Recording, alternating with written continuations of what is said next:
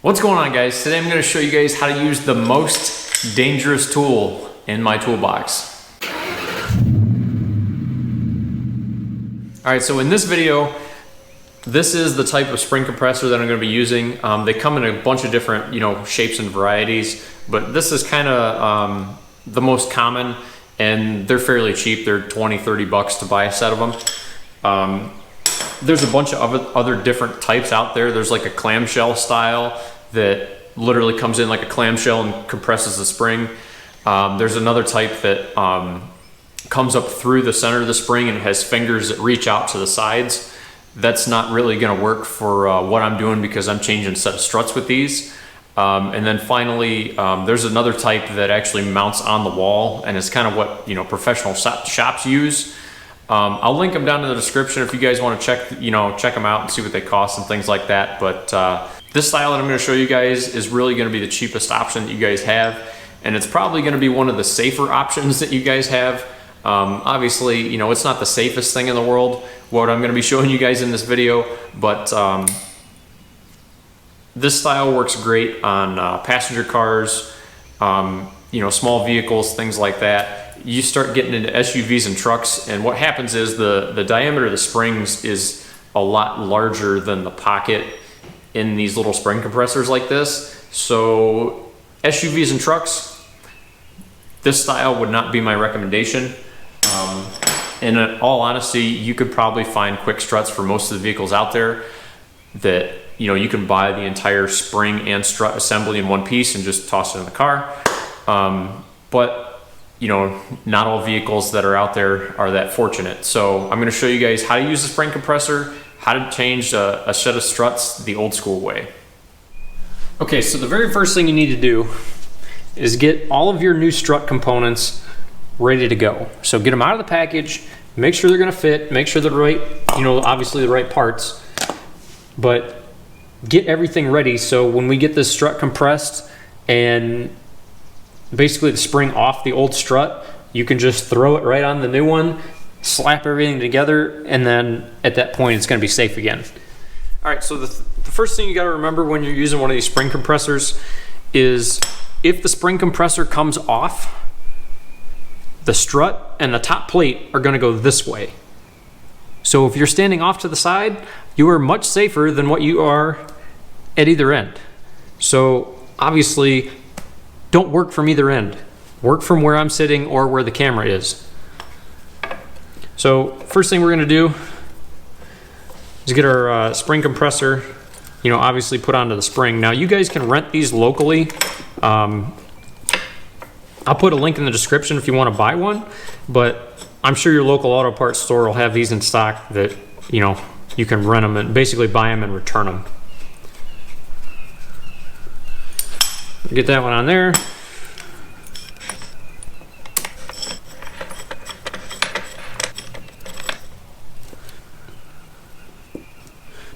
All right, so I have, as you can see, I've got the spring compressor, one on each side of the spring, and all I'm going to do is basically just, tighten up the nut, and it's going to tighten up this piece of all thread, compress the spring.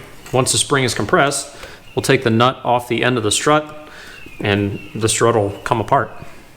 So if you guys notice when I'm compressing this spring, I'm jumping back and forth between the two different sides just to try and compress the spring evenly. I don't want one side to be compressed way more than another. That's what's going to cause the spring compressor to slip and basically come off.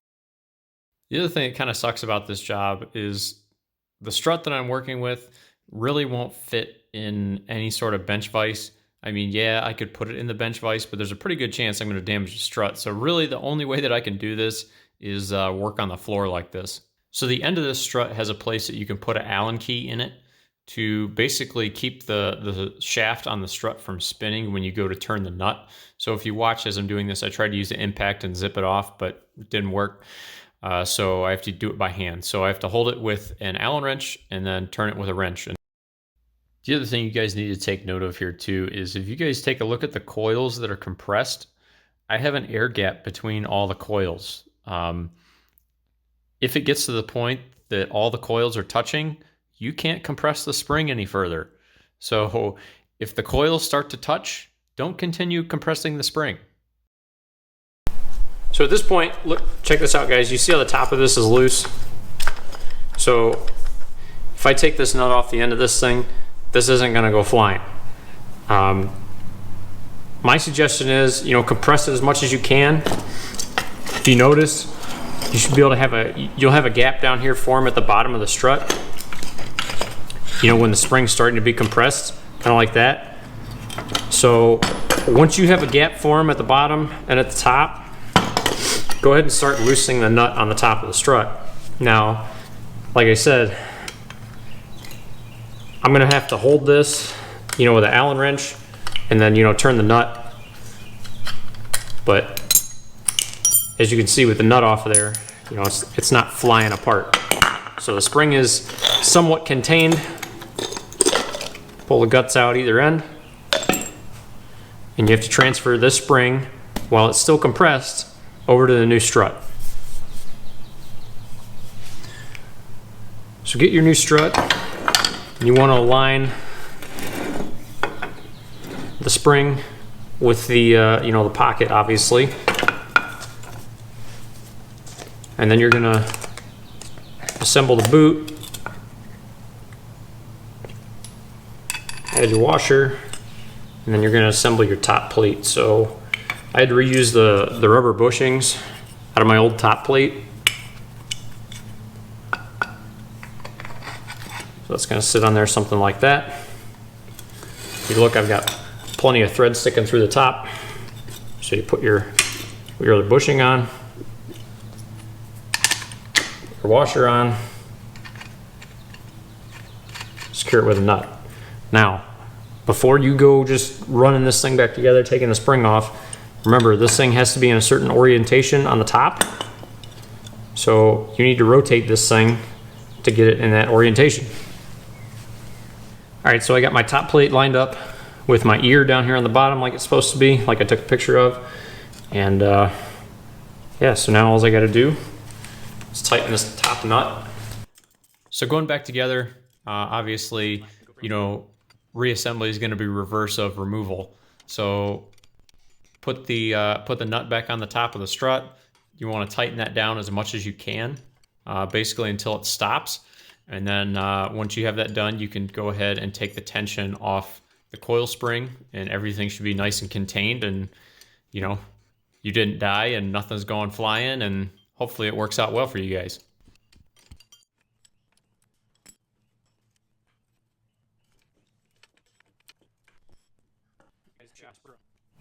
All right, guys, so that's how you change a set of struts the old school way. I understand there's going to be somebody in my comment section that goes, hey, why don't you just buy quick struts? Well, hey, not all applications have quick struts available. So there's still a bunch of stuff out there that you're going to have to do this to. I understand it's not very common anymore. Not a lot of people know how to do this or really care to do this, because a quick strut for this car I think is 50 bucks and a strut for this car is like 40 bucks. So for an extra $10, you can get it pre-assembled and just throw it in and you're done. So I understand a lot of people are going that way, but like I said, not all applications that have struts have quick struts available for them. One other thing worth mentioning is the one type of vehicle that I will not touch with a spring compressor like this are the newer half-ton trucks that have struts in them. The coils in those pickup trucks are just so big that a spring compressor this style really, I mean, it'll work, but I wouldn't use it. And it's gonna be one of those applications, again, where you're probably gonna be able to get quick struts for it. So I don't even bother with it. If you have to do one of those and happen to have to take the spring off the shock, they actually make a wall-mounted spring compressor. It's what a lot of like professional shops have and things like that. They're like $400 to $600. I mean, they're stupid money for changing struts for somebody at home, but I've used them and they work absolutely fantastic compared to what I showed you guys in the video. So as always, guys, if you guys like the video, hit like. If you want to see more content, go down and hit subscribe. Thanks for watching, guys.